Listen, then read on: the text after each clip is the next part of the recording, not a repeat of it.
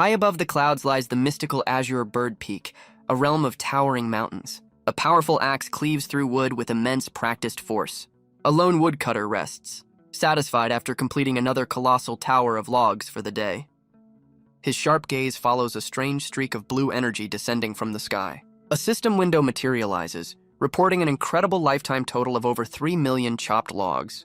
He smirks with satisfaction as the system bestows upon him the title of Woodcutter Saint.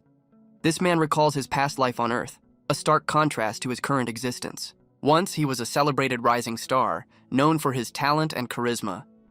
The memory brings a shadow of pain to his face, hinting at a difficult past. His promising career was destroyed after he refused to be controlled by powerful sponsors. His past life ended in a haze of despair, cut short by a sudden blinding flash.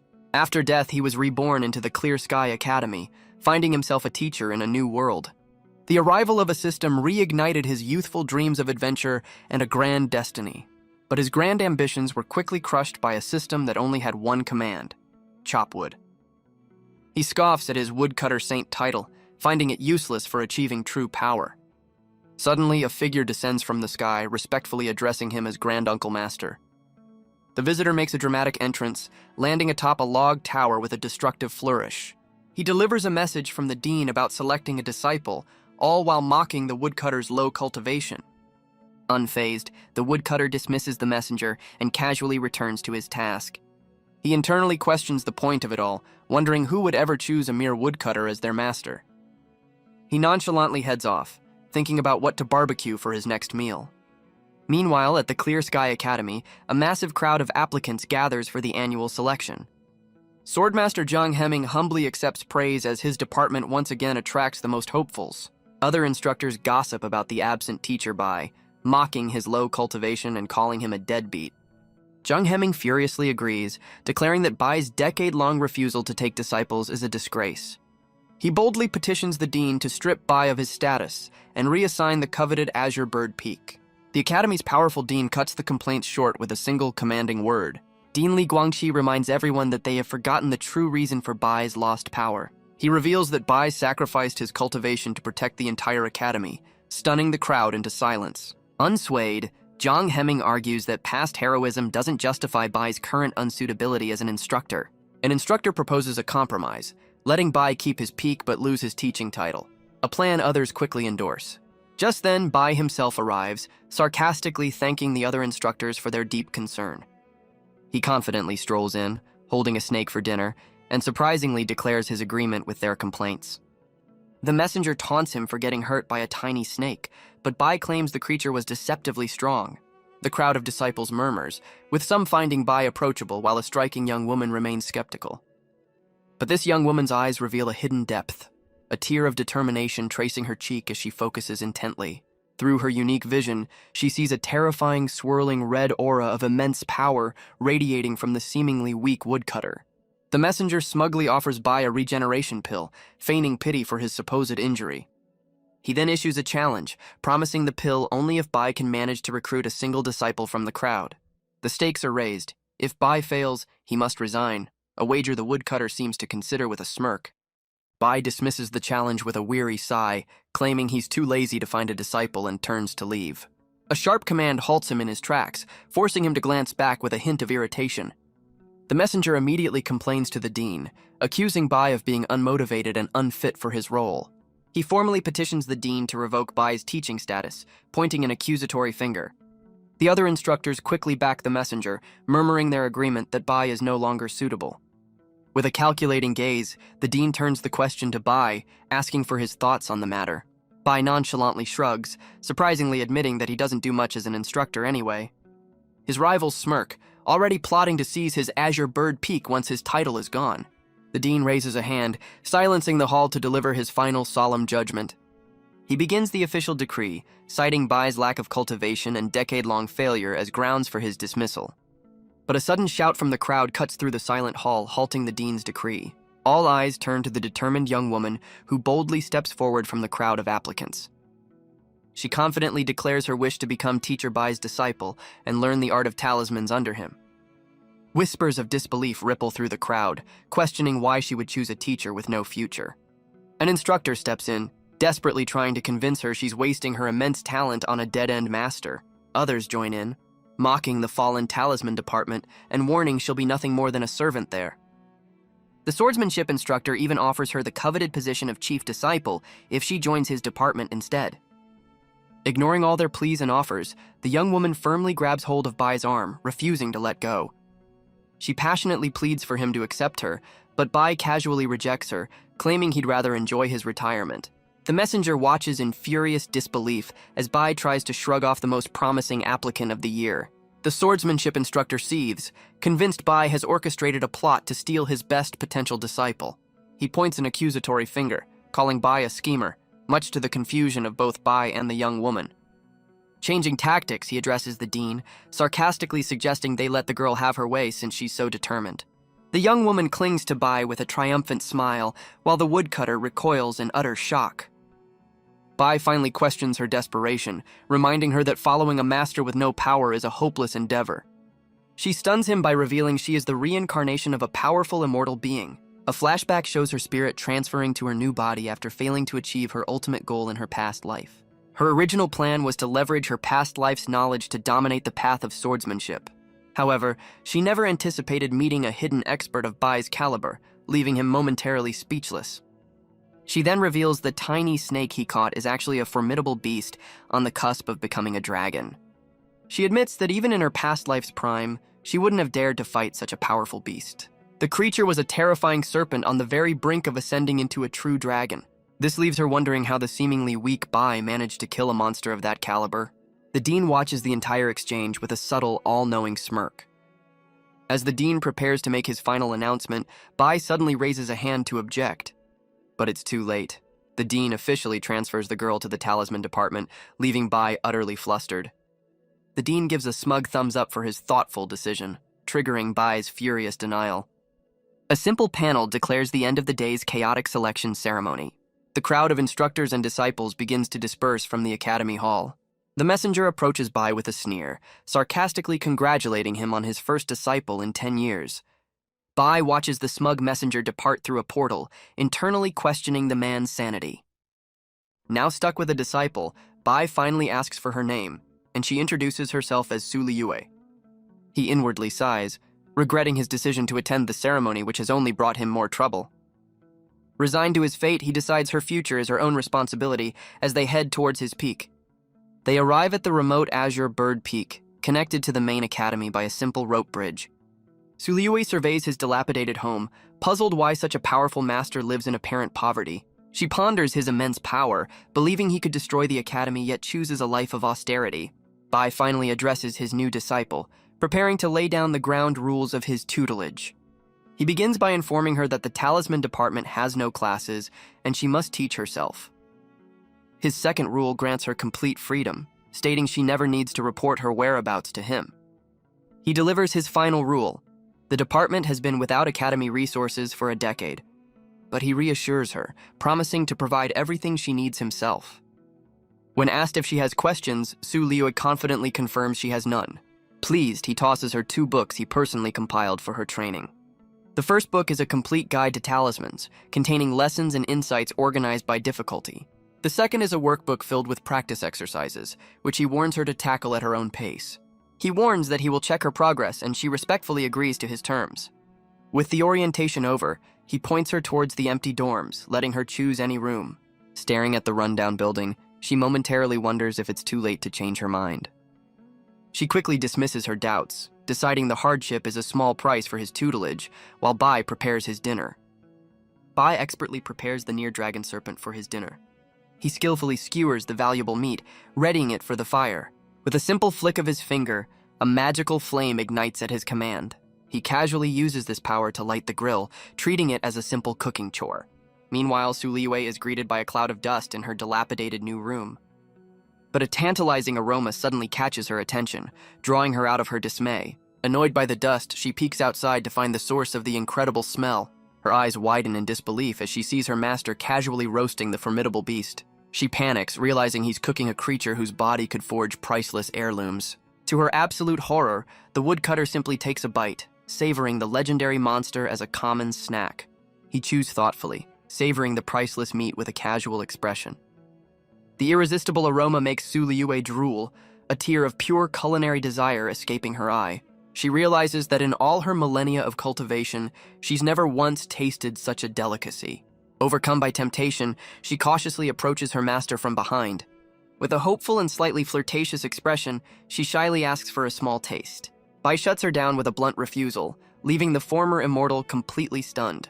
She imagines her old immortal companions mocking her for being so easily humbled by a simple request for food.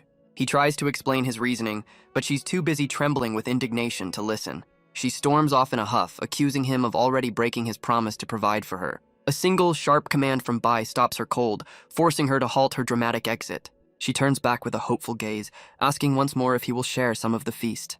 In response, Bai dips a thin twig into the sizzling golden fat of the beast. He pulls out the twig, now glowing with an impossibly potent, condensed energy. He offers her the glowing stick, calmly instructing her to lick it. Su Liyue recoils in disgust, completely baffled by his bizarre offer. He explains this isn't about being stingy. A single taste will reveal why she can't handle the meat. Despite her reservations, her curiosity gets the better of her, and she agrees to try. She cautiously leans forward, extending her tongue to taste the mysterious golden essence. With a hesitant lick, she samples the impossibly concentrated power from the twig. Her eyes fly open in sheer terror as an overwhelming force floods her senses, bringing tears to her eyes. An overwhelming wave of spiritual ki floods her body, enveloping her in a brilliant, transformative light. She struggles to process the immense power, realizing it's far more than she can handle. The former immortal understands that a single lick has already pushed her spiritual energy to its absolute breaking point. She realizes that if she had taken a full bite, her cultivation base would have completely shattered from the tyrannical energy. Humbled by the lesson, she bows deeply to Bai, thanking him for his invaluable guidance while he casually eats. He calmly instructs her that 1 lick per day is her limit, a rule she respectfully agrees to follow. That night, 2 masked figures emerge from a glowing portal, arriving at the desolate Azure Bird Peak. They whisper about a rumor that Bai has obtained a spiritual treasure, noting that previous thieves were brutally dealt with. One of the intruders silently scales a wall and drops into the courtyard, ready to begin their mission. His partner joins him, scoffing at the idea that a cripple like Bai should be allowed to possess such a powerful item. He reveals their secret weapon, a potent knockout potion designed to subdue any beast. The lead thief quickly silences his partner's nervous hesitation with a sharp gesture. Their stealthy approach is interrupted as they spot Bai walking through the courtyard. The woodcutter calmly fills a trough with fresh hay for the night. He speaks to his horse, fondly recalling the day he rescued the frail animal. Bai smiles, pleased to see how healthy and strong his companion has become. The horse affectionately nuzzles its master before he turns in for the night. From the shadows, the intruders watch Bai head inside, clutching their potion and waiting for their chance. Bai extinguishes the last light, plunging the courtyard into near darkness. Believing their target is asleep, the thieves decide it's finally time to execute their plan. The thieves confidently claim the horse for their beastmaster department. Meanwhile, Su Liyue diligently studies the talisman guide in her room. She absorbs the profound knowledge contained within the pages of the book. A sudden noise outside makes her snap the book shut with a sharp glare. Her senses flare as she realizes intruders have dared to trespass on her master's peak. Leaving her studies, she silently moves to confront the troublemakers. She resolves to personally teach these unwelcome guests a harsh lesson. Outside, one of the thieves stomps forward, their heavy boots signaling their approach. He uncorks the knockout potion with a sinister grin, preparing to subdue the horse. The pair creepily offers the drugged concoction to the unsuspecting animal. A figure wreathed in blue flame emerges from the darkness, demanding to know who sent the intruders. The thieves are momentarily stunned, mistaking her for a maid before realizing she's Bai's new disciple. One of them scoffs, waving her away and telling her to mind her own business. Su Liyue stands defiantly, warning them that her master's property is off limits. The lead thief decides he's had enough talk and prepares to resolve the situation with force. He lunges towards her, closing the distance in a blur of motion. A cruel grin spreads across his face as he warns her that she asked for what's coming. He reaches out to grab her, but she meets his advance with an unyielding, icy glare.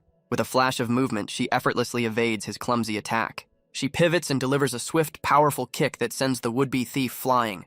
Her kick connects with brutal force, snapping the thief's head back with the impact. The downed thief skids across the ground as his worried partner rushes to his side. Coughing up blood, the intruder tries to save face, claiming he was just careless. The lead thief recovers, delegating the horse to his partner while claiming Su Liyue as his own opponent. He ignites with fiery energy, lunging forward to overwhelm her with a powerful strike. His burning rage meets her icy calm as they prepare to clash. She counters his flaming fist with a swift kick, her blue energy meeting his fire in a brilliant flash. He recoils in agony, his hand scorched by a strange blue fire that consumes his very spiritual energy. She strikes a pose, the ethereal blue flames flickering around her leg as a warning. Enraged by his partner's defeat, the second thief abandons the horse and charges at her with a furious cry. The commotion outside finally rouses Bai from his rest, a flicker of annoyance in his eyes. He calmly slips on his sandals, deciding it's time to deal with the late-night disturbance. From his window, he silently observes his new disciple effortlessly handling the intruders. With a weary yawn, he grabs a stick, clearly bothered by this disruption to his sleep.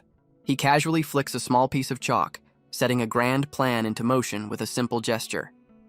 Instantly, a massive blue barrier erupts, sealing the entire peak within a silent, inescapable dome. Suliwei effortlessly stops the second thief's desperate charge with a single glowing hand. She looks around in awe, recognizing the impossibly powerful silencing array her master has just cast. She informs the terrified thieves that her master has no intention of letting them leave.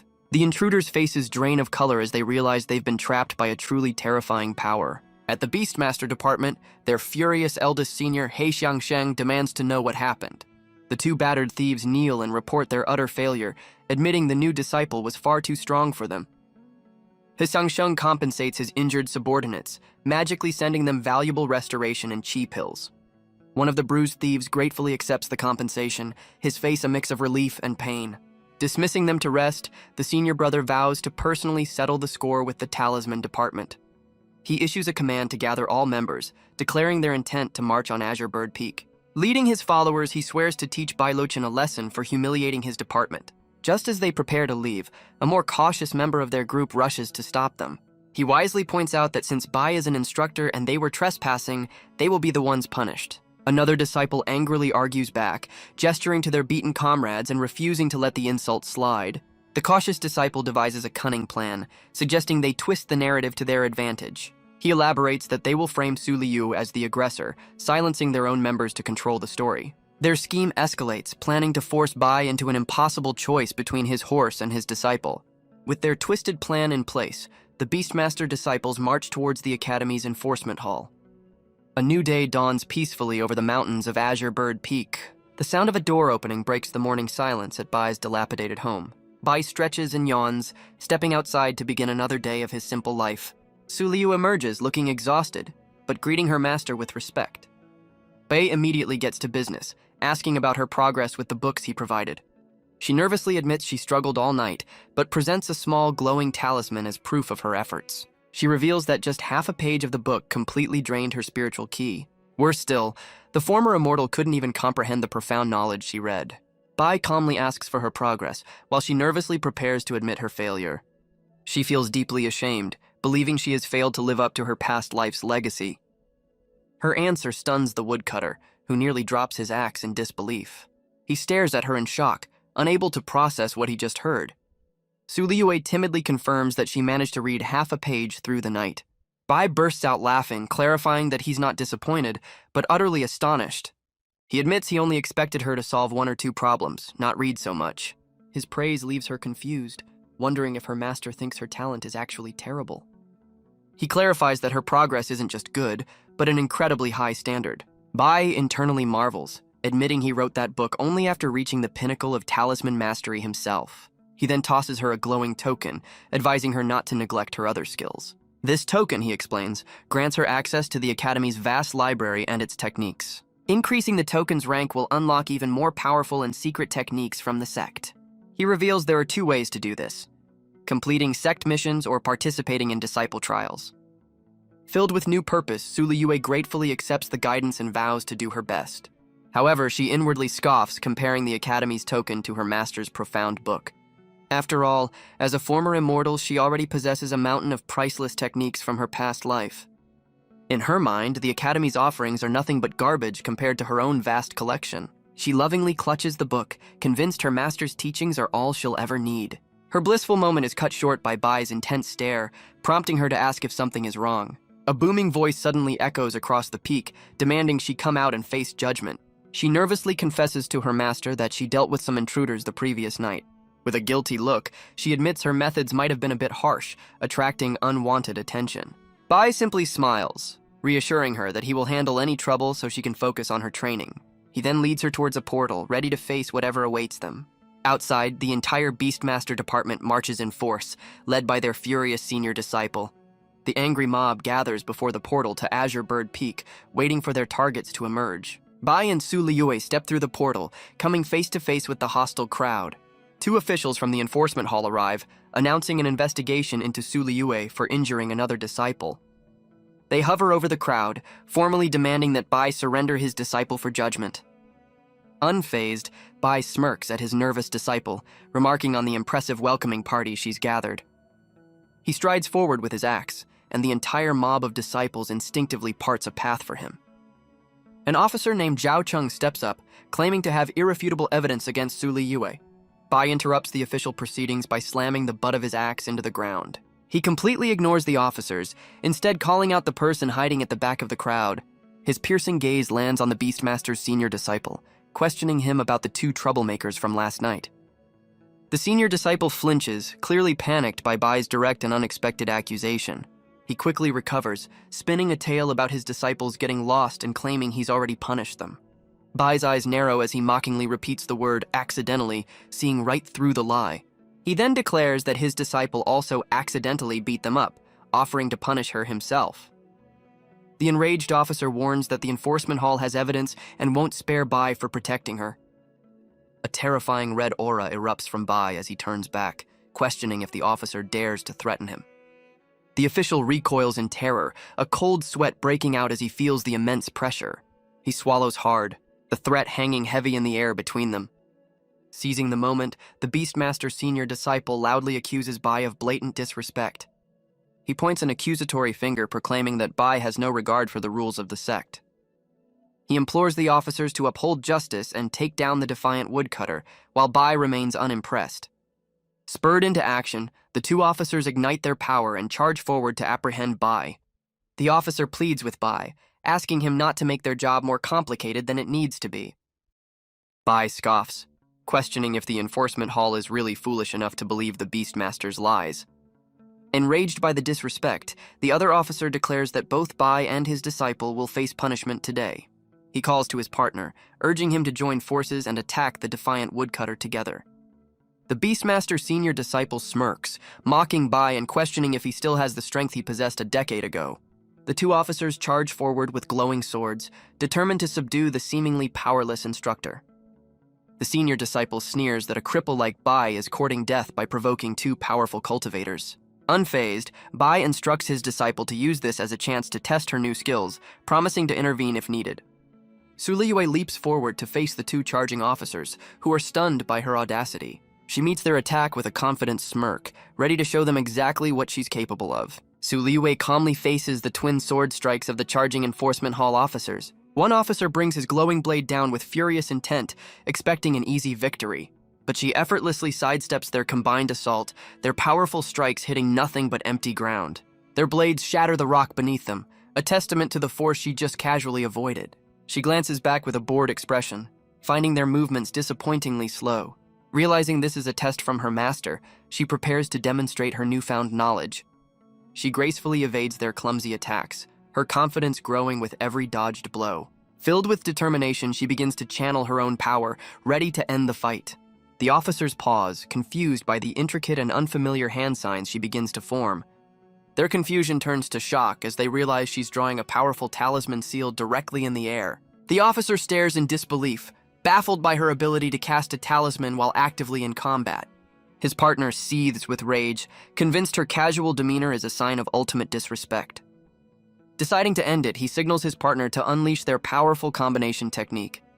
They lunge forward in unison, unleashing a massive wave of green energy towards her. She effortlessly sidesteps the powerful slash, which shatters the ground where she just stood. Trapped by their aerial assault, she's forced to abandon her complex talisman before it's complete. The officers merge their power, creating a colossal green energy beast to overwhelm her. In response, Su Liyue simply raises two fingers, a spark of blue energy crackling at their tip. She scoffs at their flashy attack, gathering a storm of blue lightning around her with contemptuous ease. A brilliant sphere of pure blue energy forms above her, ready to meet their massive attack head-on. She unleashes her condensed lightning, a brilliant blue orb that easily counters their massive green beast. The two attacks collide in a cataclysmic explosion that rips through the battlefield.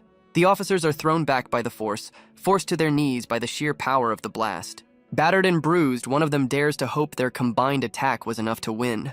But as the smoke clears, Suliyue stands unscathed, summoning even more crackling lightning orbs. She mockingly asks if that's all they've got, forming the lightning into two ethereal spirit beasts. The twin lightning spirits dive towards the helpless officers, ready to deliver the final blow. Their faces drain of color, realizing they are completely outmatched and facing certain defeat. From the sidelines, Bai calmly observes his disciple's impressive display of lightning magic. He thoughtfully notes her lightning attribute, regretting that the near dragon's gallbladder won't suit her cultivation. Suliyue stands victorious over the fallen officers, already planning her next move to find a lightning beast. The defeated officer desperately calls out to the Beastmaster Senior, demanding he join the fight. The senior disciple panics, internally cursing the officer for trying to throw him under the bus. She mockingly questions the senior disciple, pointing out the futility of him joining a fight his allies have already lost. With a flick of her finger, she unleashes a precise bolt of crackling blue lightning. The lightning strikes the senior disciple dead center, overwhelming him with its power. He collapses to his knees in agony, stunned by the unexpected and powerful attack. Suliyue looks on in confusion, wondering how her attack missed its intended target and hit him instead. Bai finally steps in, calmly telling his disciple that her demonstration is over. The enraged officer struggles to his feet, threatening Bai with the consequences of attacking the enforcement hall. Unfazed by the threats, Bai casually cleans his ear, mocking the officer's empty warning. He turns with a chilling smirk, clarifying that the three troublemakers are the only ones who will feel regret. With a single pointed finger, Bai unleashes his aura and commands them all to kneel. The officer's face twists in horror as an invisible, crushing force slams down upon him. Pillars of golden energy erupt from the ground, forcing the intruders to their knees under the immense pressure. The sky above the peak darkens as crackling lightning responds to the woodcutter's will. Pinned to the ground, the officer stares in disbelief, unable to comprehend how a cripple could wield such power. Bai calmly reminds them of their location, questioning if they've forgotten they stand on his territory. The senior disciple realizes Bai is borrowing the peak's immense spiritual energy, a privilege of his station. Suddenly, the lead officer's enforcement hall token glows erratically before shattering in his hand. The second officer coughs up blood as the immense pressure from Bai's attack shatters his token. Bai shows mercy to the two officers, letting them go only out of respect for a certain Elder II. His cold gaze then falls upon the Beastmaster Senior, who remains trapped by crackling purple energy. He sentences the disciple to kneel and reflect on his actions until his own master comes to retrieve him. Back at the Beastmaster department, a powerful figure demands to know what caused the disturbance. A subordinate nervously recounts the humiliating defeat at the hands of Bai and his new disciple. The department's vice instructor, Chung Kun, learns his senior disciple is still being punished at Azure Bird Peak. He dismisses the others, declaring his intent to personally settle the score with the Talisman department. One of the disciples smirks, confident that Bai is no match for a heavenly avatar stage cultivator like their vice instructor. Meanwhile, the kneeling disciple's master instructs another student to prepare for a rescue mission the following night. The sun rises over the mountains, signaling the start of another eventful day. Bai finishes his breakfast, wondering why no one has come to collect the kneeling disciple outside. His patience finally snaps as he drops his empty meal box to the ground. He strides towards the gate, deciding to investigate the Beastmaster department's lack of action. As he steps out, he finds a young woman from the Beastmaster department waiting, a blue flame dancing on her fingertip. She turns her attention to a pile of logs, preparing to make a powerful statement. With a defiant glare, she focuses her energy, ready to unleash her strength. She smashes a thick log with a single powerful hand strike. Not finished, she follows up with a swift kick, shattering another piece of wood into splinters. The woman strikes a confident pose amidst the debris, issuing a clear, unspoken challenge. Bai praises her for maintaining her focus and the talisman despite the surprise attack. He entrusts her with a defensive talisman, tasking her with protecting the peak in his absence. With a final word, Bai transforms into a golden streak and soars into the sky. His destination is the treacherous Ashen abyss, a land filled with powerful demons and beasts. In its depths reside the legendary 12 demon ancestors, being so powerful that even the strongest cultivators avoid them. He streaks across the sky at incredible speed, heading towards the dangerous region. He lands with immense force on a desolate peak, surveying the landscape before him. He decides against hunting a demon ancestor, seeking a slightly less powerful beast suitable for his disciples' cultivation. Spotting a valley crackling with lightning, he decides to borrow some materials from a local spirit king. But his journey was not unnoticed, as the determined woman from the Beastmaster department has tracked him to this remote location. Bai turns, surprised to find the determined woman from the Beastmaster department has followed him. His thoughts are cut short as a volley of purple fireballs rains down upon the unsuspecting woman. He watches the fiery explosion, sighing that his peaceful life is once again being disturbed. Despite his reluctance, he raises a hand, summoning a protective barrier of crackling blue energy. A powerful shield forms around him as he resigns himself to protecting a fellow Academy member. But the woman sits amidst shattered green energy, taunting her unseen attackers for their weak attempts. Two menacing figures emerge, with the larger one gloating that they've finally cornered her. She glares back defiantly, warning the two men to keep their distance. The larger man scoffs, making a crude and insulting remark about her department's purpose. His vile proposition leaves her trembling with fear and disgust, trapped by their sinister intentions. She defiantly declares she would rather perish than yield to their vile intentions. The hulking brute lunges forward, his fist crackling with purple energy as he moves to strike her down. His attack lands, sealing her spiritual power and leaving her completely paralyzed on the ground. He grabs her chin with a cruel smirk, savoring her futile struggle against his overwhelming power. The villain looms over her, promising to prolong her suffering for his own amusement. Just as despair sets in, another woman appears, facing down the two menacing figures. From a distance, Bai shouts a critical instruction, directing the newcomer to strike a vital pressure point. The paralyzed woman is suddenly jolted by a surge of energy, realizing she has regained control of her body. She springs into action, striking the stunned brute directly in the chest with a precise, lightning-fast jab. Her attack connects with a blinding flash, sending the masked villain stumbling back in agony. From her vantage point, the attack explodes outward, sending the brute flying backward. The villain's chest smolders with raw energy, revealing the devastating power of her precise strike.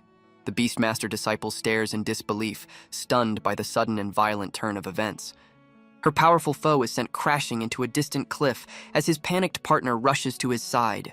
Both women turn and bow deeply towards Bai, thanking the mysterious senior for his timely intervention. Bai watches them, completely baffled as to why they are bowing to what he thinks is empty space. Enraged by his leader's defeat, the second villain ignites with blue flame and vows to end her. The Beastmaster disciple bluffs, taunting the remaining foe despite being completely drained of energy. Her opponent sees through the act, preparing to strike as she nervously asks her new ally for guidance. From his perch, Bai calmly issues another command, directing her to aim for a critical pressure point. She mocks her opponent's slow movements, easily evading his clumsy attack. The enraged villain lunges forward, determined to capture her. Her confidence falters as a blast of energy narrowly misses her face. From a distance, Bai intervenes with a simple snap of his fingers. Golden chains erupt from thin air, instantly binding the helpless villain. The newcomer urges the Beastmaster disciple to finish the fight. The disciple asks her mysterious benefactor for permission to interrogate the captive first. The villain cruelly reveals that her senior sister has already sacrificed her own power to escape. She furiously denies his claims, but he taunts her with the grim fate that awaits her sister. He dares her to finish him, revealing his connection to the notorious Void Equal sect. The Beastmaster disciple calls out to her mysterious senior, grabbing the attention of the bound villain. Bai steps forward, demanding to know why the Void Equal sect is operating in Academy territory. He strolls forward with an air of nonchalance, questioning if the villain recognizes him. The villain shouts in disbelief, remembering the legend of Bai's crippled cultivation. Ignoring the outburst, Bai demands the location of the missing disciple, while the villain defiantly refuses. Deciding the villain is useless, Bai unleashes a blinding flash of energy to end the interrogation. With a cold expression, he watches as his attack completely obliterates the villain, leaving the disciple stunned.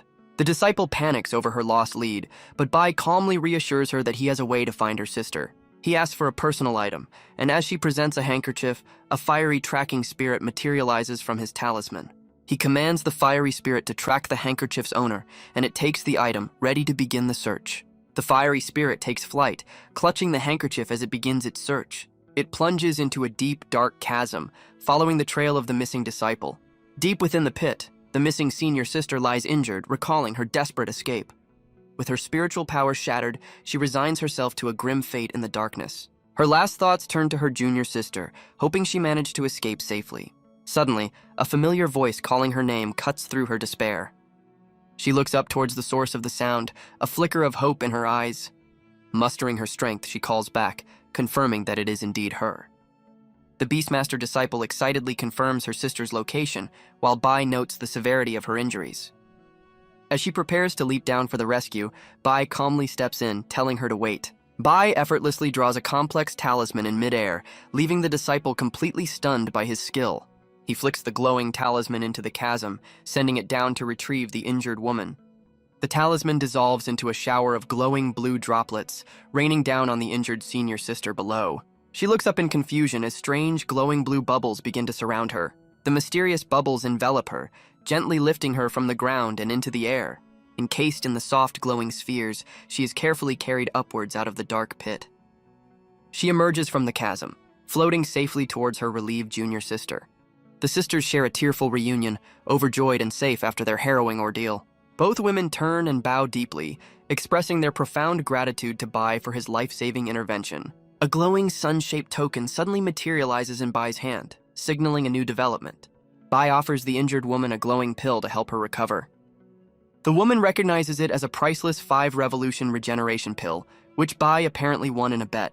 She tries to refuse the precious item, but Bai dismisses her concerns, insisting her life is more valuable. Her junior sister takes the pill for her, gratefully thanking Bai as she pushes it towards her senior. With a gentle apology, the junior sister ensures her senior takes the life-saving medicine. A potent green light envelops the senior sister as the pill's powerful healing energy takes effect. In an instant, her injuries vanish, and she marvels at the incredible restorative power of the treasure. After they vow to repay his kindness, Bai dismisses their thanks and gets straight to the point. He looks at them with a serious expression, demanding to know their reason for being in the treacherous Ashen abyss. The two women exchange a nervous glance, clearly reluctant to reveal their true mission. The junior sister nervously begins to explain their mission, admitting they were searching for a rare material. She confesses they came to the treacherous Ashen abyss to find a way to repair her master's treasured instrument. She explains that her master is the head instructor of the zither department. Her senior sister adds that they heard a rumor about a special wood that grows only in this abyss. They admit they underestimated the dangers, thinking they could slip in and out unnoticed. Meanwhile, back on Azure Bird Peak, a massive vortex of spiritual energy swirls in the night sky. A powerful voice booms across the mountain, accusing Bai of unjustly punishing his disciples. The formidable vice instructor of the Beastmaster department appears, demanding justice for his students. Back in the abyss, Bai lectures the two women, pointing out the countless spirit kings that inhabit the area. The junior sister apologizes profusely, explaining she acted in a moment of desperation for her master's sake. Bai senses there's more to their story than just a desperate act. The junior sister reveals she was chasing a rare snow cicada, which the Void Equal sect was also after. He realizes the creature wasn't a simple beast, but a powerful spirit king undergoing a transformation. He confirms his interest, seeing the creature as a perfect lightning catalyst for his disciples' training. He dismisses the two sisters, who watch him leave, remarking on his devotion to his disciple. Meanwhile, back at Azure Bird Peak, a powerful voice echoes, demanding Bai's presence. The Beastmaster vice instructor and his subordinate arrive at Bai's home just as the door opens. Suliyue steps out, politely informing the visitors that her master is currently away. The vice instructor glares down at her with contempt and issues a single chilling command. She defiantly questions his authority, prompting his subordinate to mock her and her crippled master. Suliyue calmly refutes his authority and warns him to be mindful of his words about her master. The vice instructor erupts in fury, questioning how a new disciple dares to defy the academy's rules. He channels his immense power into a giant energy hand, demanding she submit to his will. The colossal green hand descends, threatening to crush her where she stands. His attack slams into the ground, but she withstands the impact within a protective blue aura. Bloodied but unbroken, she glares back, declaring her innocence and refusing to kneel. The vice instructor smirks, acknowledging her guts with a chilling look in his eyes. He unleashes even more power, vowing to see just how long her defiance can last. A monstrous green energy beast crashes down, its overwhelming force intended to break her spirit.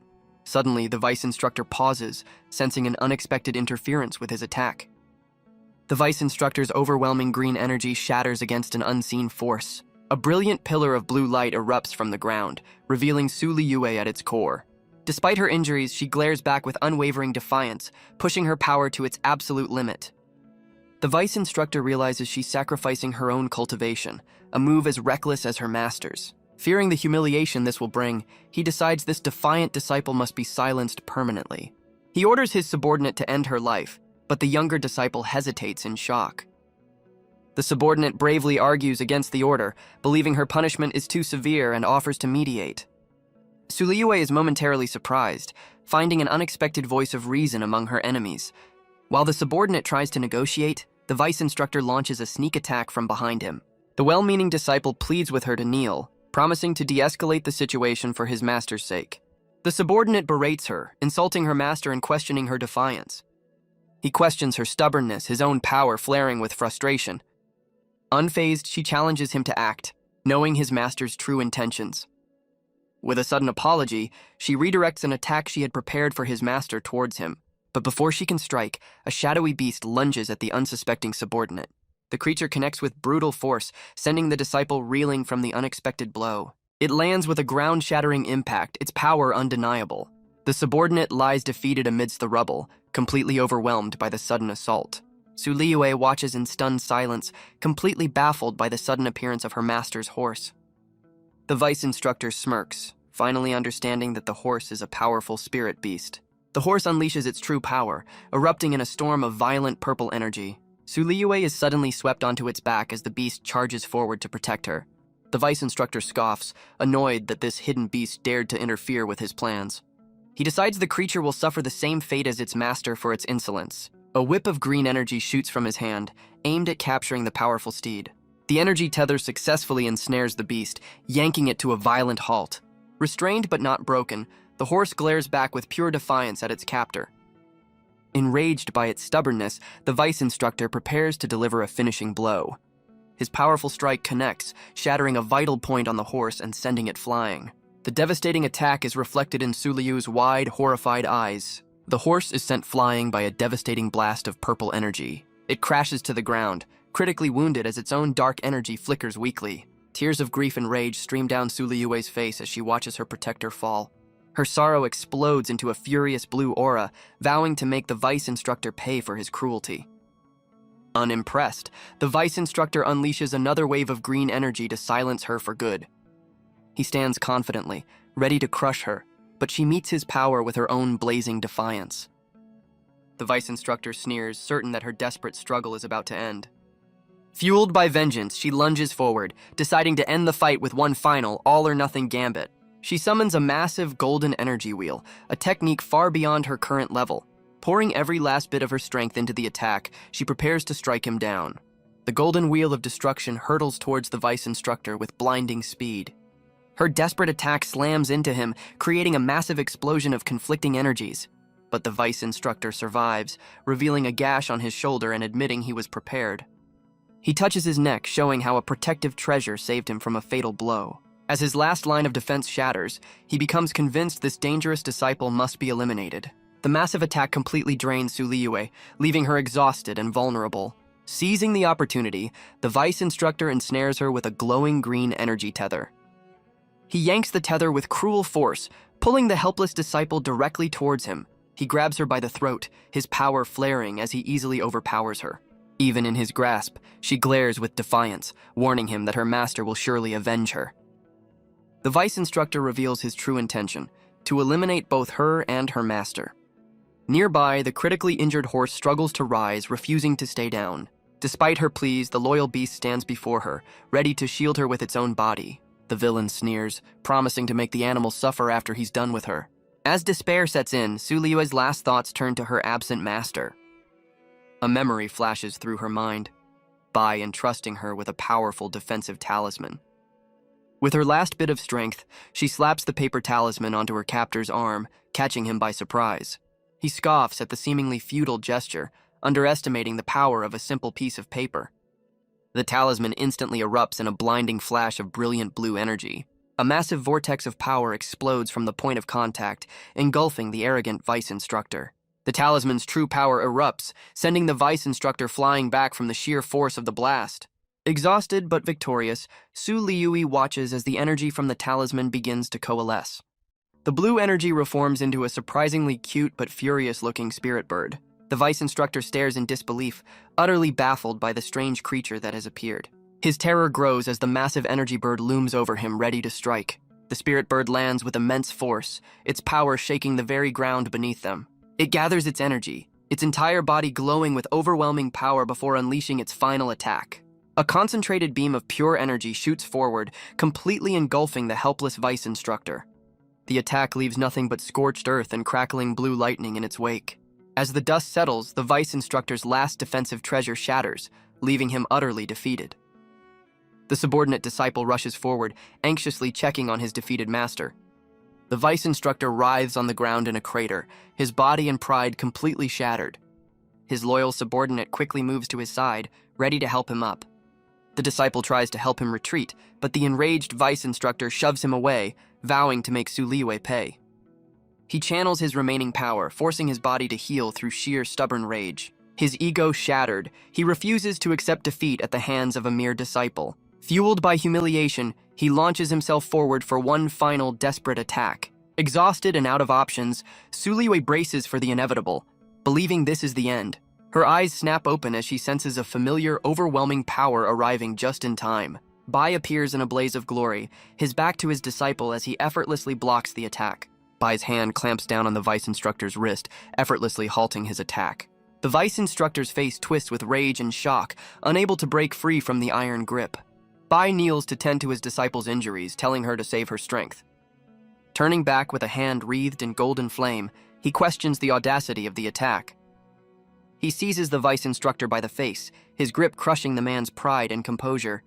With cold fury, Bai questions when the Beastmaster department fell to such dishonorable tactics. A single, devastating slash of fiery energy tears through the vice instructor's defenses. The bloodied instructor reels in disbelief, unable to comprehend his defeat against his own high standing. His shadowy spiritual form cracks under the pressure, overwhelmed by the woodcutter's raw power.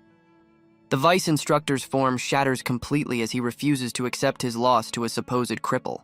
The subordinate staggers back, wounded but furious at the turn of events. As Bai tends to his disciple, the subordinate rushes forward, begging him to show mercy. Bai ignores the plea, his eyes narrowing as he issues a command to his golden bell.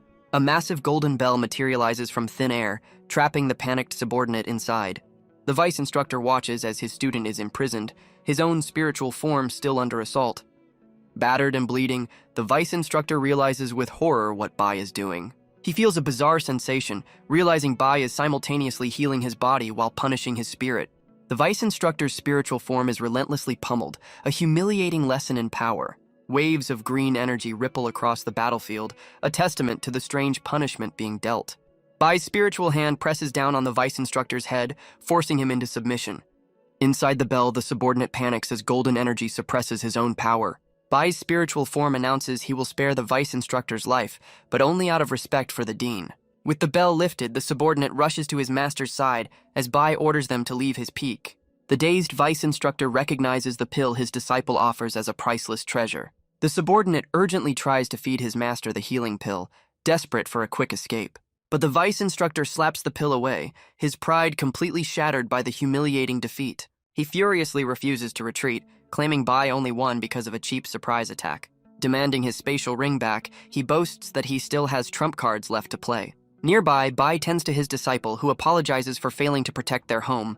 His spiritual form then turns to heal the loyal horse, who was also grievously injured in the fight. Bai reassures his disciple that she did well and begins the delicate process of healing her meridians. The enraged vice instructor retrieves his spatial ring, preparing to unleash his trump card. He summons a colossal griffin from a swirl of green energy, boasting that this is his true power. The rank 8 griffin, his strongest contract beast, materializes with a fearsome cry. Still focused on his disciple, Bai casually tosses a small glowing pouch to counter the threat. The pouch opens to reveal a tiny, adorable spirit whose eyes crackle with overwhelming blue lightning. With a single blast, the tiny spirit sends the mighty griffin reeling in a shower of feathers. The terrified griffin flees into the night, ignoring the vice instructor's furious commands to return. Just then, the two sisters from the abyss arrive, and Bai calmly asks them to watch over his disciple. Standing atop his roof, Bai reflects on his years of peaceful seclusion, wondering why trouble insists on finding him. The vice instructor roars with fury, twisting the blame and accusing Bai of harming his students. A sinister red light flares in Bai's eye, a blood-red sigil marking his lethal intent. He recoils in terror, recognizing the terrifying melting blood curse swirling around Bai. Remembering the curse's horrifying effects, he desperately flees as a streak of green light. His escape is futile as a shadowy force closes in, filling him with the dread of his impending doom. A golden lash of energy intercepts him, sending the bloodied instructor crashing to the ground. His escape is cut short as the golden attack neutralizes his momentum, leaving him grounded.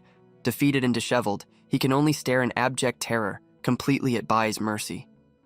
The defeated instructor desperately appeals to their shared academy status, warning of karmic retribution. Unmoved, Bai looms over him, declaring that he himself will be the man's heavenly judgment. A horrifying red curse manifests in the air, its tendrils spreading out like sinister wings over the terrified instructor. The grotesque mass of eyes and tendrils descends, ignoring the man's desperate pleas to keep it away. A flashback reveals Bai successfully capturing the lightning spirit he would later give to his disciple. While away, he had sensed his disciple's peril through a connected artifact, realizing she was in grave danger. This prompted his immediate and incredibly fast return, streaking across the sky to intervene. Upon arrival, he had deployed a massive silencing array to ensure no one could witness the coming events. The onlooking sisters from the zither department could only watch in stunned disbelief at the unfolding scene. Back in the present, the curse consumes the vice instructor, reducing him to a writhing, unrecognizable crimson mass. With a simple, decisive snap of his fingers, Bai brings the gruesome punishment to an end. The curse vanishes, leaving behind only the man's tattered robes and a lingering wisp of dark energy. The zither sisters stare in shock, realizing the true, devastating power of the melting blood curse. Bai turns his attention to the kneeling subordinate, stating that his hand was forced by the vice instructor's actions.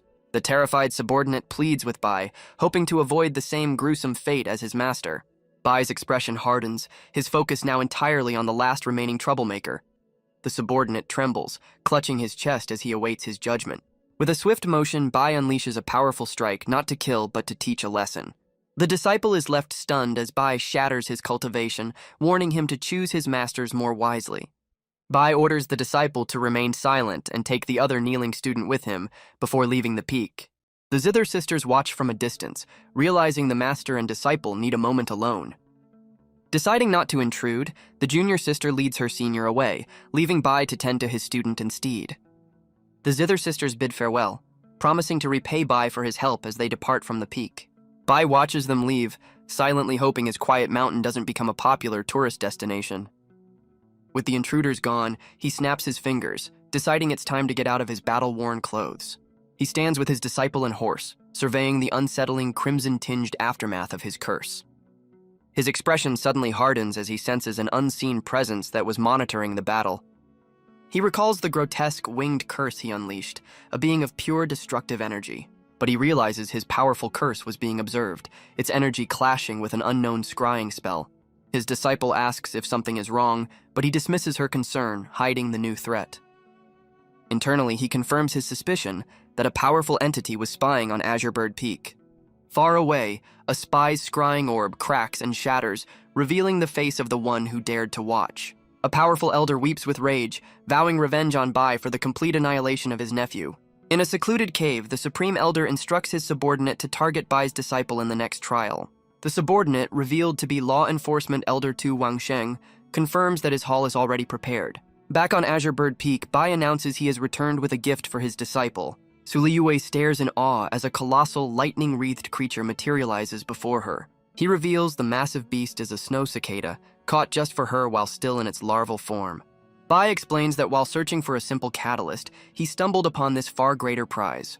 She is amazed that the Spirit King-level larva is completely tame in her master's presence. He encourages her to form a contract, noting its dual attributes will greatly aid her future cultivation.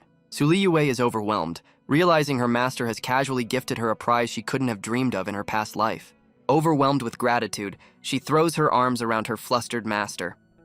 He reminds her of the upcoming trial, encouraging her to use this time to grow even stronger. Bai suggests the trial will be much easier with her new powerful companion by her side. She questions if bringing such a powerful beast to the trial is even allowed.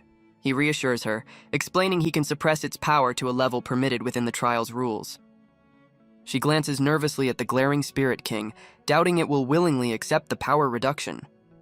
Wreathed in golden flames, Bai prepares to perform the suppression, warning that the process might be painful. He unleashes a massive vortex of energy that swirls around the giant larva. Su Liyue watches in horror as the creature's power seems to surge instead of diminish. The energy solidifies into a massive cocoon, and Bai calmly announces the process is complete.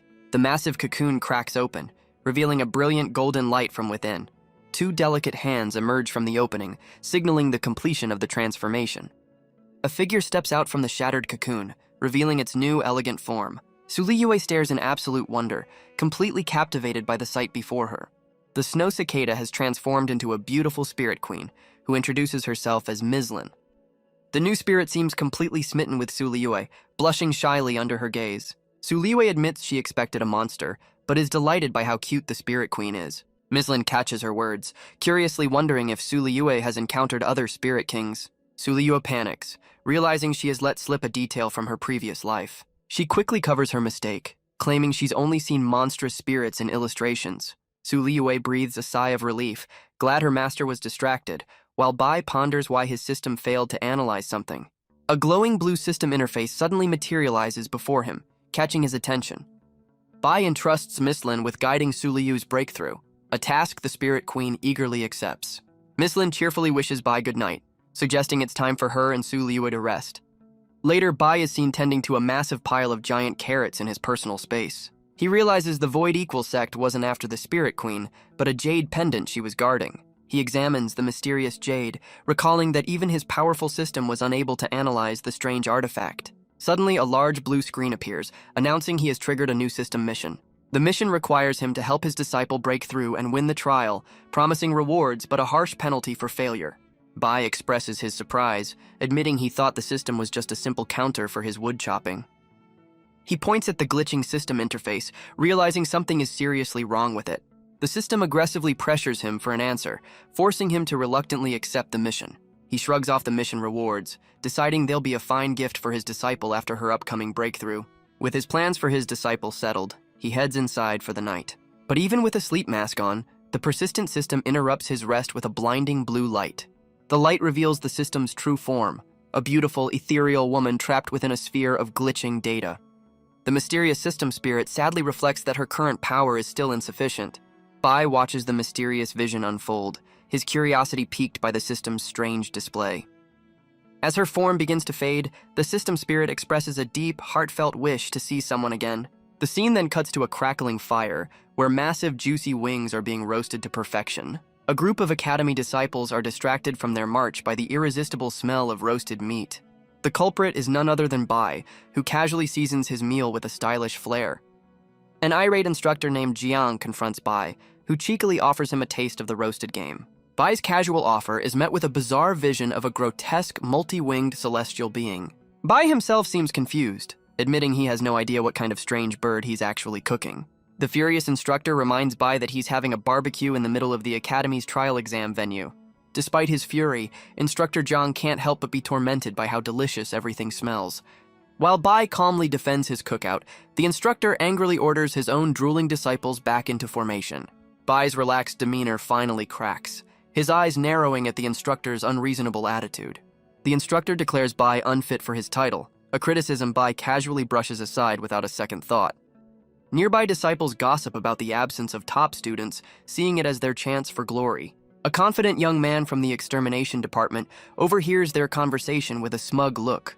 His attention is drawn to Su Liyue, who is accompanied by her new elegant spirit companion. Feng Shu of the extermination department scoffs, pitying her for being the disciple of a supposed cripple. Believing himself superior, he confidently approaches her, intending to win her over with his suave demeanor. But she completely ignores his greeting, rushing past him without a second glance. Her only focus is on her master, eagerly asking for a taste of the mysterious meat he's roasting. Bai gently refuses, explaining the food's immense spiritual power is too much for her current level. Utterly humiliated by the rejection, Feng Shu's face contorts with rage. Suddenly, a firm hand lands on his shoulder, interrupting his silent fury. The hand belongs to the head instructor of the extermination department, who chides his student for showing jealousy over a woman. Their attention is diverted as a crowd of disciples excitedly points out the arrival of the Four Arts department.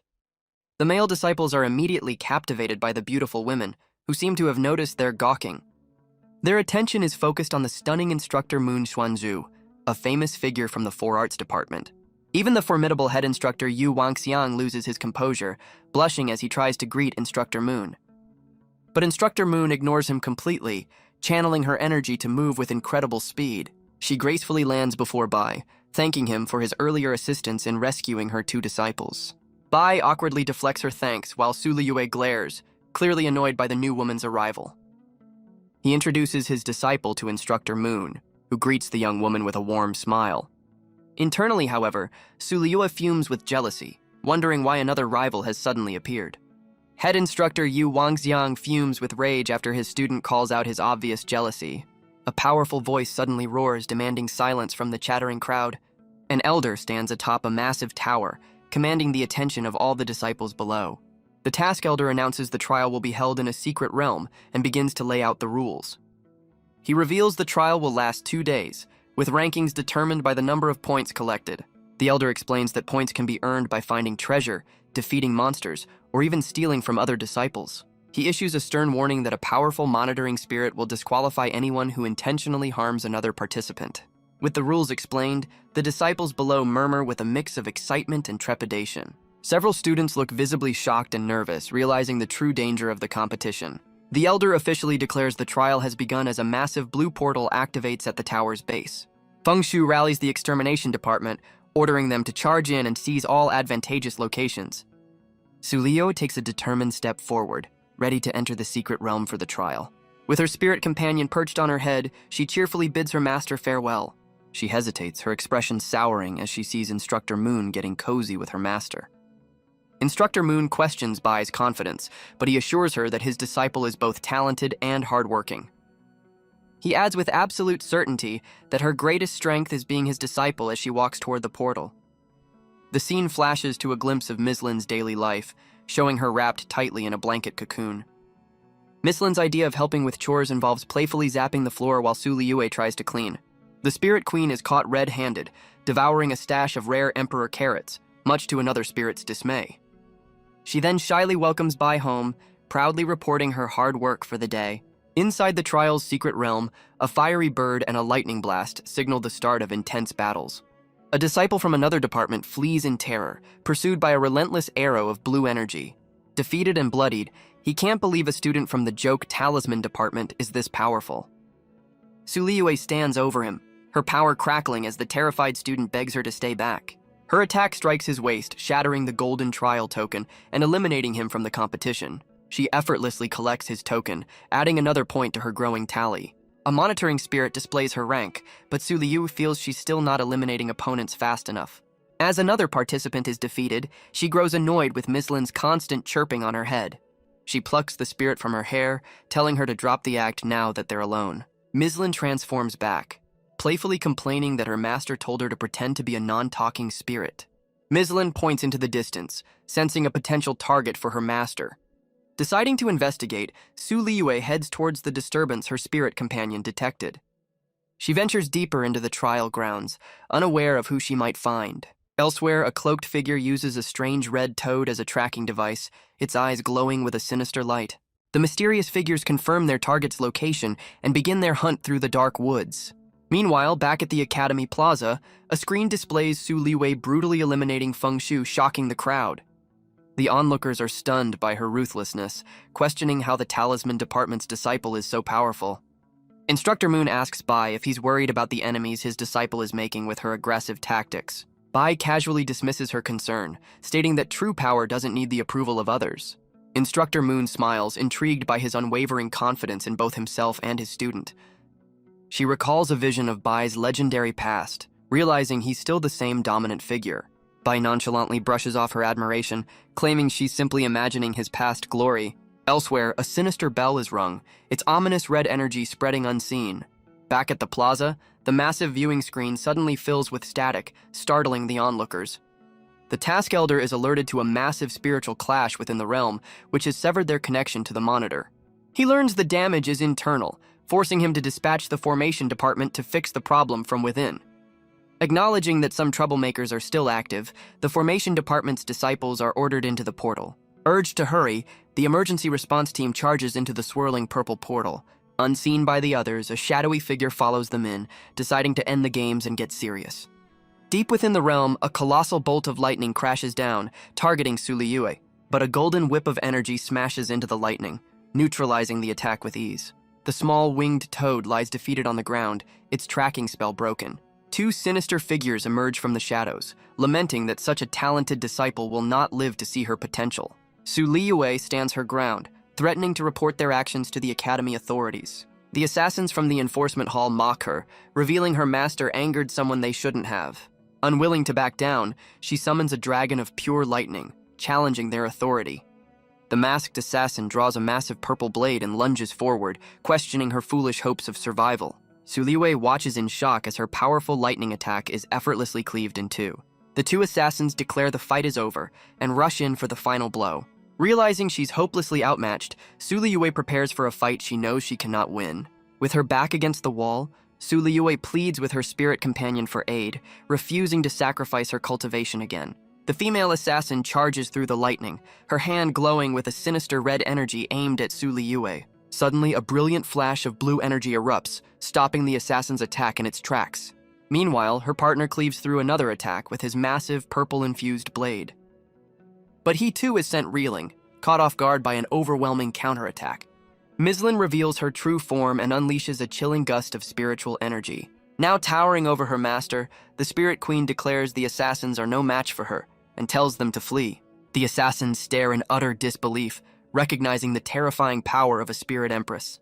Mislin issues a final chilling warning, making it clear that Suliyue is under her protection. Understanding the power gap, the two assassins wisely choose to retreat, disappearing into the forest. Suliyue questions her companion's sudden growth, and Mislin explains it was a strategic move to intimidate their foes. Now back in her tiny form, Mislin reminds Suliyue that her protection is solely based on Bai's orders. The Spirit Queen points them towards a new objective, and Suliyue reluctantly agrees to hunt for treasure. The scene flashes back to a few days prior, revealing a private moment between the two. Mislin is seen assisting Suliyue with her cultivation in a very unconventional and personal manner. The Spirit Queen explains her method is necessary to help Suliyue fully absorb the medicine from her master. Mislin channels her own lightning chi directly into Suliyue to repair her damaged meridians. The intense energy transfer proves to be a stimulating experience for the young disciple. A powerful surge of energy erupts from the room, signaling the success of the unusual healing session. Elsewhere in the secret realm, a mysterious man sits before a woman trapped in ice, guarded by a red spirit. The mysterious man pleads with the woman trapped in ice, begging her to hold on. His desperation turns to alarm as he senses a powerful killing intent directed at him. He stands protectively before the frozen woman, aware that judgment is about to be passed. The man is stunned as a powerful figure emerges, recognizing the one who has come to deliver justice. The scene shifts, showing the world through the strange lens of the trial's monitoring spirit. The spirit is revealed to be a grotesque winged eyeball, the official witness to all events. Back at the plaza, Bai's spiritual projection glares down at the defeated assassins, furious at the enforcement hall's interference. He speaks in an ancient tongue, his hand crackling with golden energy as he prepares to issue a warning. His voice echoes across the realm, a clear threat to anyone who would dare harm his disciple again. Far away, the Supreme Elder coughs up blood, feeling the direct backlash from Bai's overwhelming power. His subordinates rush to his side, but the injured Supreme Elder dismisses their concern. Bleeding and enraged, he questions just how much of his original power Bai has truly recovered. Elsewhere in the secret realm, Mislin questions if Suliyue is lost, noting they've been in this cave before. The Spirit Queen complains dramatically, criticizing her master for being weak and unable to find treasure. Suliyue's patience wears thin as Mislin's constant insults echo in her mind. Finally snapping, she blames the spirit for getting them lost in the first place, calling her annoying. Mislin's playful demeanor vanishes as her eyes crackle with challenging blue lightning. The two square off as Suliyue summons a lightning dragon to meet Mislin's ice attack. Suliyue is stunned, realizing her companion is attacking her for real. She braces for impact as the crystalline attack hurtles towards her with chilling speed. But instead of hitting her, the ice shatters to reveal a swarm of crystalline poison bugs. Mislin smugly explains the attack was a ruse to destroy the hidden swarm, saving Suliyue from a nasty ambush. Suliyue realizes the bug's presence means a place rich in dark spiritual energy must be nearby. Concluding that a treasure must be hidden, she blasts the cave wall with a powerful lightning strike. The wall erupts in a blinding flash of energy, revealing a hidden passage behind it. Stepping through the opening, The two find themselves in a cavern crackling with residual power. They discover a massive ancient door, but Su Liyue feels an unsettling sense of déjà vu. As Su Liyue suggests they retreat, Mislin scoffs at her caution, insisting they claim their prize. Ignoring her master's warning, the Spirit Queen unleashes a powerful frost attack to break down the door. The ancient door shatters under the force of the blast, revealing the secrets hidden within. Mislin smugly boasts about clearing the way, but Su Liyue points out her failure. The Spirit Queen is stunned to see her powerful ice attack left no mark on the ancient door. Annoyed by the setback, Mislin channels her true power, gathering crackling energy in all four hands.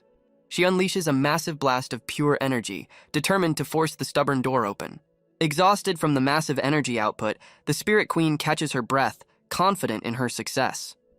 But her confidence shatters as she sees the door is completely unharmed without a single scratch.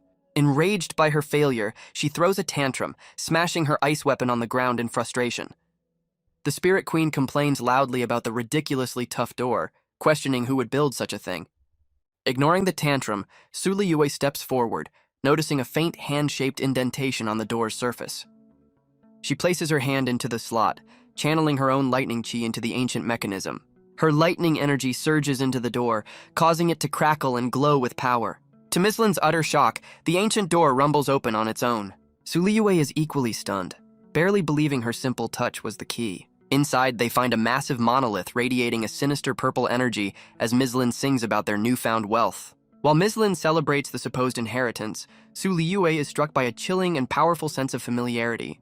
The Spirit Queen excitedly reaches for a glowing pedestal, believing it to be the trigger for a priceless martial skill. A sudden memory flashes in Su Liyue's mind as she recognizes the strange creature atop the pedestal. She recalls a terrifying demonic entity from her past life, its power identical to the energy in this chamber. The horrifying truth dawns on her. This is a seal she herself placed in her previous life to contain that very evil. Panicked, Su Liyue screams for Mislin to stop, realizing her companion is about to break the ancient seal. Mislin casually turns, ignoring Su Liyue's desperate warning about the seal. But it's too late. The ancient monolith shatters, unleashing a torrent of dark power. A massive floating island, corrupted by demonic energy, tears through the sky of the secret realm. Elsewhere, the mysterious man is trapped as sinister thorny vines erupt from the corrupted ground. He stares in horror as the entire landscape transforms into a grotesque, twisting forest of darkness. Back at the plaza, an elder reports that the phenomenon has severed all connections to the trial grounds. The task elder realizes with dread that this signals the arrival of a powerful demon emperor. Panic erupts among the onlookers as they fear for the disciples trapped inside the collapsing realm. The elder attempts to maintain order, but his trembling hands betray his own terror. Suddenly, the academy's dean appears via projection, demanding an immediate explanation for the catastrophe. The dean roars in disbelief, learning a demon emperor has appeared and trapped the disciples. He commands the deployment of winged monitoring spirits, now equipped with emergency teleportation arrays. A volley of glowing rescue spirits descends into the corrupted realm, their mission to extract the students. Inside, the Zither sisters are baffled as a rescue spirit appears, enveloping them in a teleportation field amidst the demonic vines. Safely returned to the plaza, Instructor Moon rushes to comfort her shaken disciples. Bai quickly approaches the group, anxiously asking Instructor Moon if she saw Su Liyue inside the realm. The junior sister nervously informs Bai that they never crossed paths with his disciple. Instructor Moon notes that all rescued students are being teleported directly back to their instructors. Bai's face darkens with worry, realizing this means Su Liyue is still trapped inside the dangerous realm. Back in the corrupted realm, the newly freed demon emperor gloats from its throne, reveling in its escape. The newly freed demon emperor Thrush announces his triumphant return, radiating immense power. The emperor unleashes a torrent of energy, attempting to freeze the entire realm and claim it as his own. Mislin struggles against the overwhelming power, torn between self-preservation and her duty to her master's disciple. The demon emperor finally notices the two, dismissing Su Liyue as an insignificant human. Finding their presence repulsive, the emperor unleashes a powerful beam of demonic energy to erase them. Su Liyue watches in frustration, recognizing the familiar feeling of being hopelessly outmatched once again. Mislin shoves her master aside, telling her to stay back as she prepares to face the emperor's attack alone. The emperor's physical form seems to deconstruct, its grotesque flesh and bone melting away. The demonic parts then reassemble into an even more monstrous form, looming over the two trapped below. The emperor questions Mislin's loyalty, wondering why one of his own kind would dare to protect a mere human. Mislin desperately tries to reason with the Emperor, claiming Suliyue is merely her pet. Suliyue looks to her companion for a plan, but Mislin tells her to flee while she holds the line. The Spirit Queen forcefully shoves her master away, creating a desperate opportunity for escape. Mislin reveals her strategy, using a clone to pull Suliyue to safety while she stays behind. The Demon Emperor's glowing red eyes narrow, seeing right through her desperate ploy. He declares their escape attempt futile, trapping Mislin with a wave of overwhelming demonic energy. Unfazed, Mislin summons an ice weapon and taunts the Emperor for his rude intrusion. His patience exhausted, the Emperor unleashes a devastating beam of energy to end the fight. A flashback reveals Bai once gave Mislin a powerful, life-saving talisman for such an emergency. Back in the present, Mislin defiantly prepares for battle, declaring her fate is already tied to another master. The Spirit Queen unleashes a torrent of crackling blue energy, meeting the Emperor's devastating attack head-on. But the demonic energy is overwhelming, manifesting as grotesque tendrils that begin to corrupt everything they touch. Elsewhere, the mysterious man is captured by the monstrous vines, his body pierced by the demonic growth. The demonic vines slam him brutally into the ground, leaving him completely helpless. The tendrils begin to fuse with his body, a horrifying transformation taking hold. He roars in agony as the demonic energy forcibly mutates his body into a monstrous new form. The transformation completes, twisting his features into a grotesque mask of rage and pain. Now a monstrous puppet, he stands before a swirling purple portal, awaiting his master's command. The Task Elder and his guards are suddenly confronted by the swirling portal and the monstrous figure emerging from it. With a twisted grin, the newly created monster lunges directly at the unsuspecting Elder. The Task Elder unleashes a powerful slash, effortlessly cutting down the demonic vines. He scoffs at the relentless horde of monsters, seeing them as a mere nuisance. With his eyes glowing, the Elder prepares to unleash a massive sword array to contain the threat. He summons the Clear Sky Decasword Veil, a powerful barrier of light that traps the demonic forces. The Dean entrusts a subordinate with teleportation spirits, ordering him to rescue the disciples and avoid the Demon Emperor. Bai overhears the order and questions why he is being singled out to be sent back. The instructor berates Bai for his low cultivation, but Bai refuses to leave while his disciple is still in danger. The Dean tries to reason with him, reminding Bai of his past sacrifices and urging him to rest. Instructor Moon intervenes, defending Bai's decision and asking the Dean to let him stay. Defeated by their persistence, the Dean reluctantly agrees, allowing Bai to join the rescue effort. The Dean's projection warns Bai to be careful, while Instructor Moon internally decides to observe his true strength. A rival instructor mocks Bai's decision, refusing to offer any help should he perish inside the realm. Bai coolly retorts that he'll be the one collecting the instructor's corpse, enraging the man. Meanwhile, inside the corrupted realm, a massive beam of golden light erupts from Mislin's talisman. The golden energy coalesces on the ground, forming a pulsating, multicolored mass of pure power. The mass erupts, revealing a powerful, armored figure as the life-saving talisman fully activates.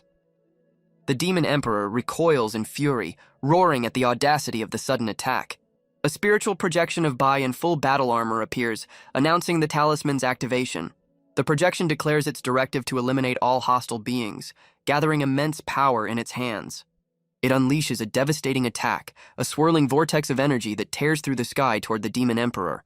The Demon Emperor is completely engulfed by the projection's overwhelming vortex of golden energy. The resulting blast is so immense it lights up the sky for miles, shaking the foundations of the secret realm. Elsewhere, Mislin's body begins to dissolve into particles of blue light, her form fading away. With a final effort, she expels a small, bandaged object from her mouth, a core of her remaining essence. The tiny core lands on the ground, crackling with latent power as her old body disintegrates around it. Suddenly, the core erupts, rapidly expanding into a massive pulsating cocoon of raw energy. The cocoon bursts open, revealing a new, more mature form bound by threads of golden light. The glowing threads snap as her new body fully materializes, revealing long pink hair and powerful, intricate wings. She turns to face forward, her sharp green eyes revealing a new level of power and a serious demeanor. Mislin realizes her master's gift was not just an attack, but a hidden method for her own rebirth. A tiny, chirping version of herself appears, confusing the newly reborn Mislin. The small clone leads the way, and Mislin follows, questioning where they are going. Her clone guides her to a bush, revealing the legs of an unconscious person. She finds Suliyue, who is just beginning to stir from her unconscious state. Mislin sees that her master has been corrupted, with a demonic horn and flower now growing on her head. Terrified of the demonic miasma, the Spirit Queen considers abandoning the tainted Su Liu to save herself. She grits her teeth, angry at her lack of freedom and tempted to escape while she has the chance. A flashback shows her being scolded by Su Liu for stealing carrots, a memory of her restricted life. Another memory surfaces of Su Liu angrily making her a new blanket, reinforcing her feelings of being treated like a child. But a final memory of Su Liu's kindness, offering her a pie as thanks, makes the Spirit Queen hesitate. Her conflict resolved, Miss Lin angrily flies off with Su Liu, determined to find her master and save her. Elsewhere, the monstrous demon emperor soars through the corrupted sky, crackling with immense power. The emperor descends over the forest, its presence heralded by massive bolts of lightning. Suddenly, a blinding flash of blue energy slams into the demon emperor, catching it completely off guard. The powerful beam cuts a destructive path through the landscape, a testament to its raw force. The emperor's massive body crashes to the ground, its form twitching as the attack's energy dissipates. A mysterious armored figure rises from the wreckage, seemingly absorbing the emperor's essence into himself. He looks up at a figure in the sky, acknowledging a power that should not exist in this realm. A silhouette of Bai appears, surrounded by glowing talismans, his presence commanding the battlefield. The armored man's eyes glow with rage at the silence, questioning if he is considered unworthy of an answer. A grotesque monster recoils, struck by a blast of vibrant pink energy.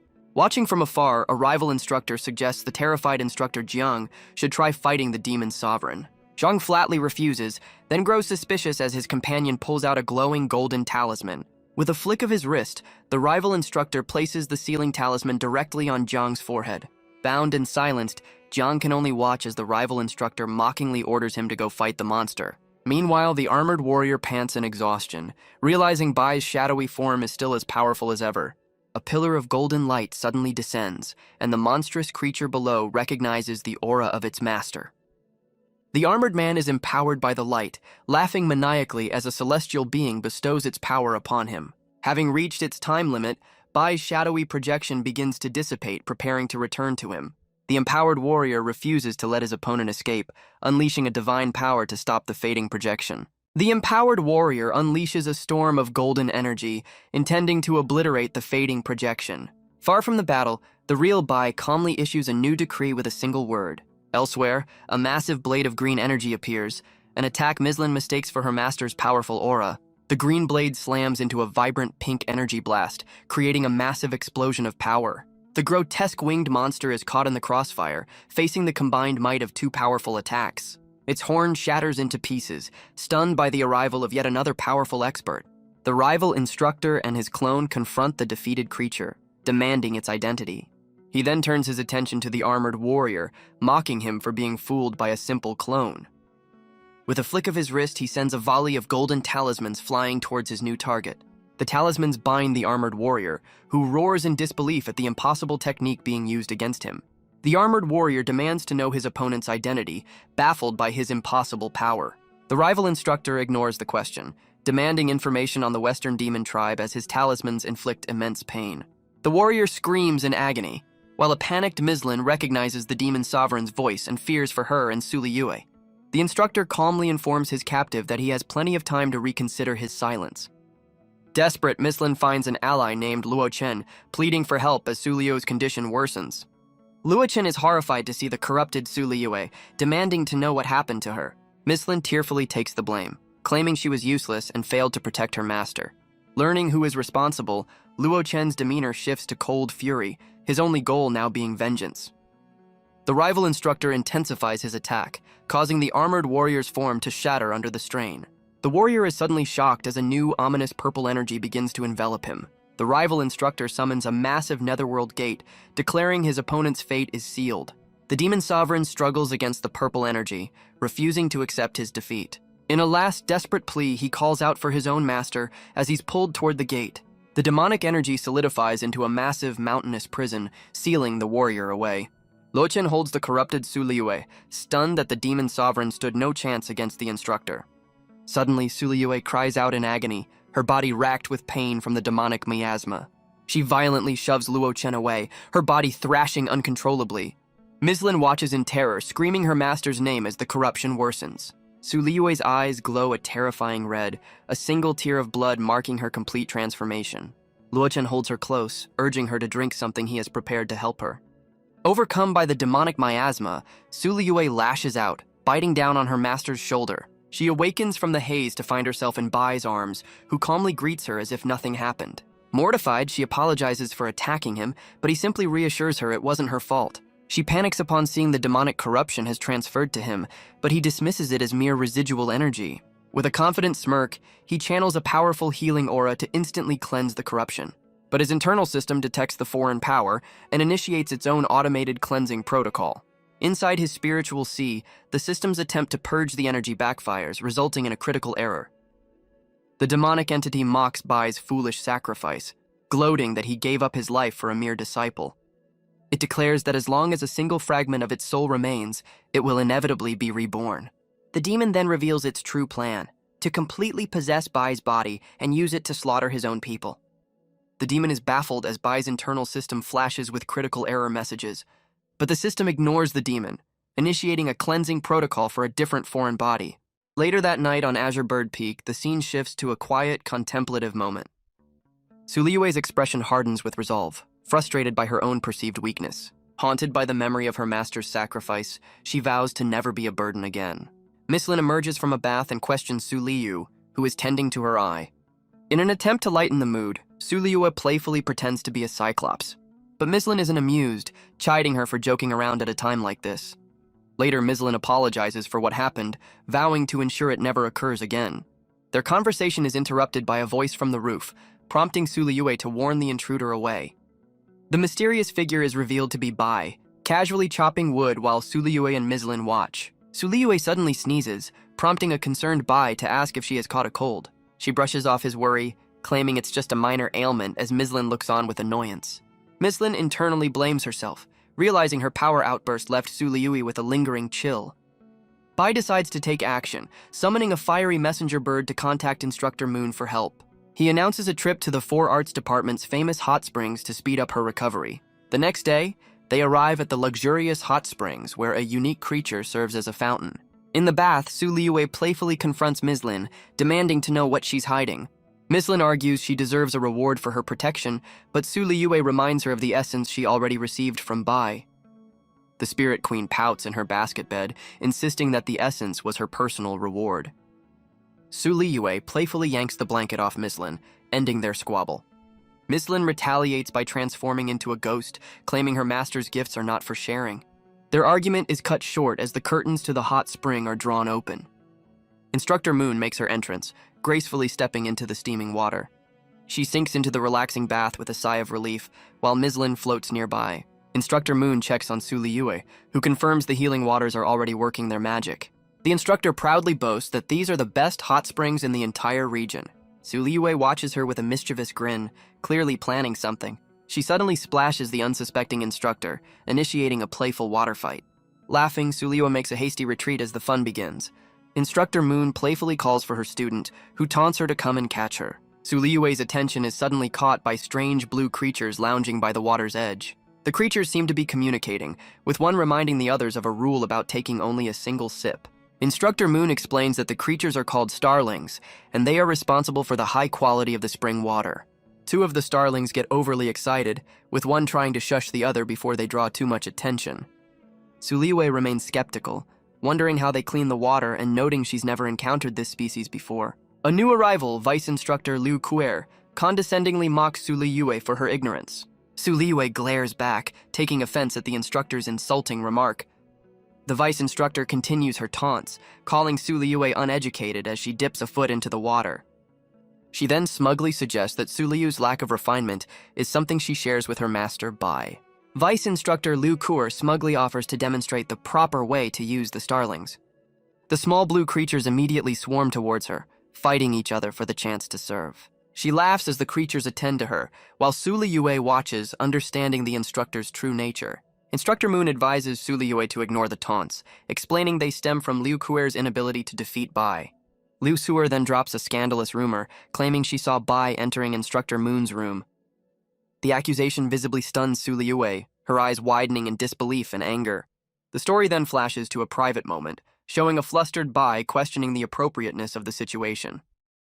Instructor Moon dismisses his hesitation, teasingly questioning his reluctance.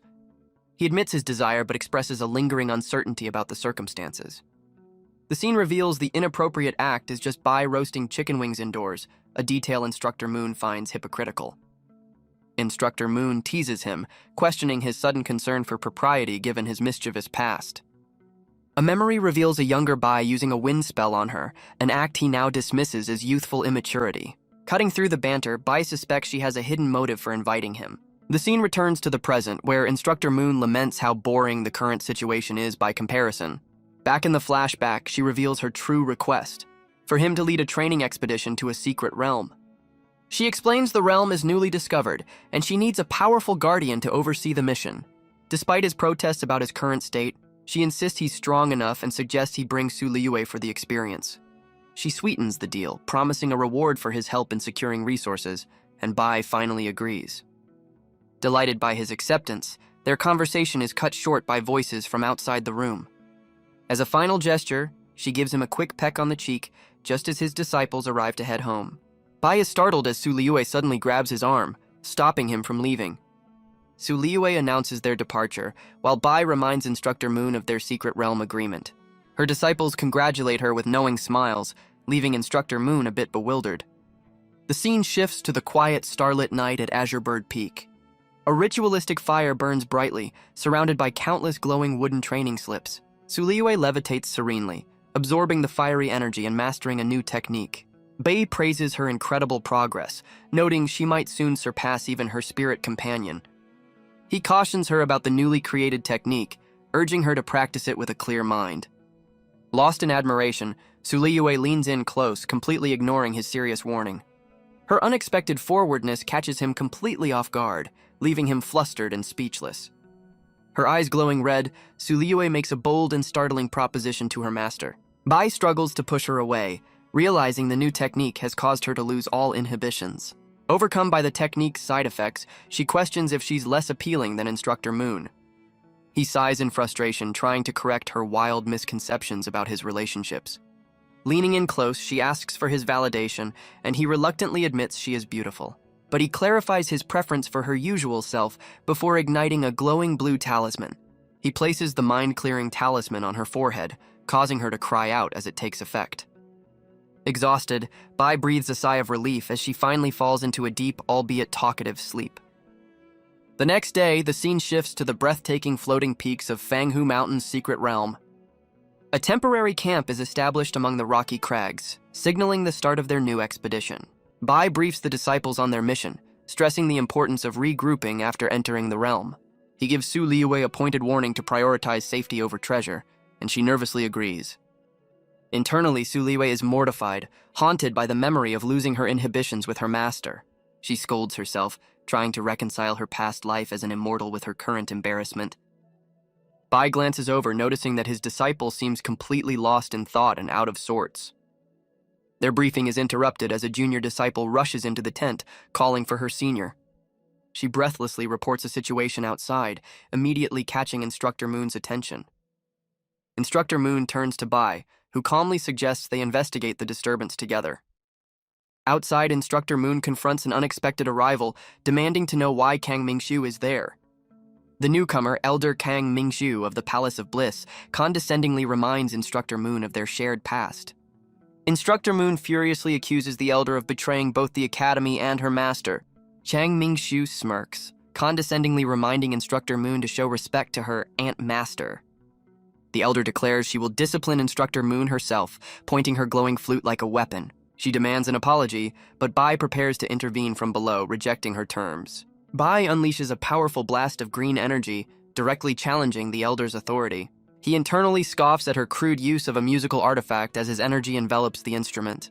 The Elder is stunned, realizing with a jolt that she has completely lost control of her weapon. Bai calmly takes possession of the flute, declaring that it now belongs to him. Instructor Moon watches in disbelief, baffled by how Bai effortlessly claimed the artifact. Chang Mingxiu's face contorts with rage as she finally recognizes her opponent, spitting out his full name.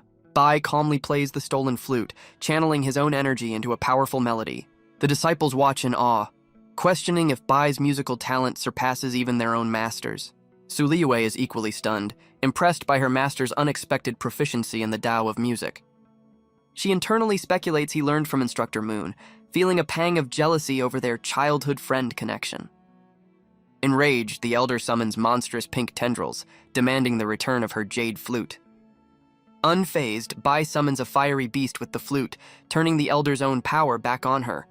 The fiery attack slams into one of the elder's subordinates, sending him flying back in a blast of energy. As the elder is knocked off her feet, another subordinate rushes forward to catch her. He catches her in an awkward embrace, leaving the flustered elder momentarily speechless. Bai issues a final cold warning, prompting the elder and her entourage to make a hasty retreat. Bai presents the flute to an overjoyed Instructor Moon, promising to upgrade it from a spirit to a king artifact. Seeing the generous gift, Instructor Moon's disciples crowd around Bai, demanding equal treatment. Bai then encourages his own disciple, reminding Su Liyue to seize the opportunity within the realm. Back in their quarters, a disciple teases Instructor Moon about being carried back to her room by Bai. A colossal vortex of purple energy tears through the sky, announcing that the secret realm is now open. A senior disciple calls out, announcing the realm's opening and urging everyone to make their final preparations. A disciple waves goodbye and enters the vortex, while Bai reminds them to be cautious and regroup. Sensing Su Liyue's fear, Bai reassures her that he will be by her side, ensuring her safety. The tiny spirit on Su Liyue's shoulder adds her own reassurance, eagerly announcing her presence on the mission. As she enters the portal, Bai realizes the mind-clearing talisman failed to affect her memory, concluding she is far from ordinary. A strange serpentine creature watches as the portal to the secret realm vanishes completely. Elsewhere, a mysterious man with glowing green eyes uses a powerful technique to track his targets. Back at the camp, Elder Kang Mingshu furiously berates her subordinate for his earlier blunder. Wiping a bloody nose, she rallies her followers, preparing to enter the realm and pursue her enemies. Her cult-like disciples raise their fists, chanting their bizarre motto with fanatical devotion. Meanwhile, Bai calmly steps into the new realm, taking in his surroundings with a confident smirk. His internal system immediately issues a high-stakes quest to seal a powerful entity called the Ghost Ancestor. The scene shifts to the vast, untamed wilderness of the Fanghu Mountain secret realm. Suddenly, a massive explosion of green energy tears through the tranquil forest landscape. Su Liyue arrives on the scene, her stance firm as she surveys the destruction before her. A defeated disciple lies on the ground, pinned under the foot of a new arrival. A pink-haired woman smirks, mockingly admiring the fierce kitten she's just subdued. Su Liyue is shocked, realizing her powerful blast failed to even scratch this new opponent. The woman summons a flurry of fleshy tendrils, preparing to teach Su Liyue a lesson in respect. In response, Su Liyue channels her power into a glowing green flute. She plays a desperate melody, summoning a powerful defensive shield to block the attack. A barrier of green energy erupts from the flute, deflecting the initial assault. But the tendrils easily pierce through her defense, shattering her confidence. The fleshy tendrils quickly wrap around Su Liyue, leaving her completely restrained. The woman scoffs as a monstrous plant begins to drain Su Liyue's energy, coveting her powerful artifact. The woman mockingly grabs Su Liyue, asserting her complete dominance over the trapped disciple. She taunts the struggling Su Liyue, challenging her to reveal any hidden tricks while draining her energy. In a desperate move, Su Liyue channels her remaining power into a glowing talisman, calling for her master. The woman scoffs at the attempt to call for backup, amused by her captive's futile struggle. Her amusement turns to fury as she decides to punish Su Liyue for her defiance. Su Liyue cries out in agony as the tendrils intensify their crushing grip under the woman's cruel gaze. The woman reveals a strange banner, mocking Su Liyue's weak reaction to the ordeal. Out of nowhere, a ferocious, sharp-toothed fish creature erupts in a flash of light. The creature slams into the surprised woman, piercing her body in a sudden, violent strike. The woman collapses to the ground, her tendrils dissolving as Su Liyue is finally freed. A disciple arrives late, realizing the Palace of Bliss ambushed his friends while he was preparing to roast fish. He helps the exhausted female disciple, who confirms she's just out of spirit power. She reassures him the others are safe as her explosions took care of most of the enemies. The male disciple returns a dropped cloak to a mysterious hooded figure who has just appeared. The two disciples are suddenly startled, sensing a new presence nearby. The hooded figure grabs the man's arm, urgently calling him Uncle Master. A strange winged blue creature is spotted hovering over a pouch, drawing everyone's attention. The bizarre creature glows with an ethereal blue light, its single eye fixed on its target. With a quick flick of his wrist, the male disciple effortlessly captures the strange being. The female disciple identifies the creature as a soul-sucking bee, a tool used by the Palace of Bliss to harvest souls. The male disciple clenches his fist, determined to find his companions before it's too late. Suddenly, immense bolts of blue lightning crash down from the sky, shaking the earth. At the center of the storm, a lone figure stands, drawing the raw power of the lightning into herself. The figure is revealed to be Su Liyue, who is willingly undergoing a dangerous heavenly tribulation to increase her power. Having successfully absorbed the energy, she exhales a wisp of spiritual power, her cultivation enhanced. Her training is interrupted as she startles a mysterious, pink-haired woman who has suddenly appeared beside her. Su Liyue scolds her for the surprise, but the horned woman angrily points out that her lightning tribulation has leveled the entire area. Gazing at her crackling hand, Su Liyue explains that the path of cultivation demands sacrifice if she hopes to catch up to her master. The horned woman scoffs, questioning why she'd chase after a monster like Bai, who defies all logic. Flustered by the question, Su Liyue blushes and stammers, unable to properly explain her feelings. A mysterious figure smirks, pleased to have found his target before unleashing an even greater evil. Their conversation is cut short as a group of robed figures from the Palace of Bliss blocks their path. The leader of the group condescendingly offers them a chance to surrender or face the consequences. Unimpressed, the horned woman unleashes a torrent of lightning, mocking their meager numbers. The rival leader smirks, revealing she was only hiding her power and recognizes her opponent as a demon empress. She tosses a small brush into the air, preparing to unleash an attack of overwhelming scale. The brush transforms into a colossal pillar, slamming into the ground with devastating force. The horned woman recoils in shock, recognizing the terrifying demonic power radiating from the weapon. Su Liyue is knocked to the ground, calling out to a companion who has suddenly vanished. The horned woman turns in alarm, desperately calling out to Su Liyue as the situation escalates. The horned woman is sent flying by the overwhelming force of the demonic pillar. She lies defeated in a crater, admitting that this new enemy is far beyond their ability to fight. With her last bit of strength, she urges Su Liyue to summon their only hope, the old monster Bai. Su Liyue stands before the colossal demonic pillar, its ominous green aura pulsing with immense power. She's stunned by the sheer intensity of the demonic energy radiating from the artifact. The Palace of Bliss disciples bow reverently, greeting the wielder of the weapon as their ancestor. The colossal pillar shrinks, revealing the true ancestor, a small, rabbit-eared girl who seems annoyed by her followers. The demon ancestor Chang Xiaoliu angrily corrects them, demanding to be addressed by her proper title, Elder 6.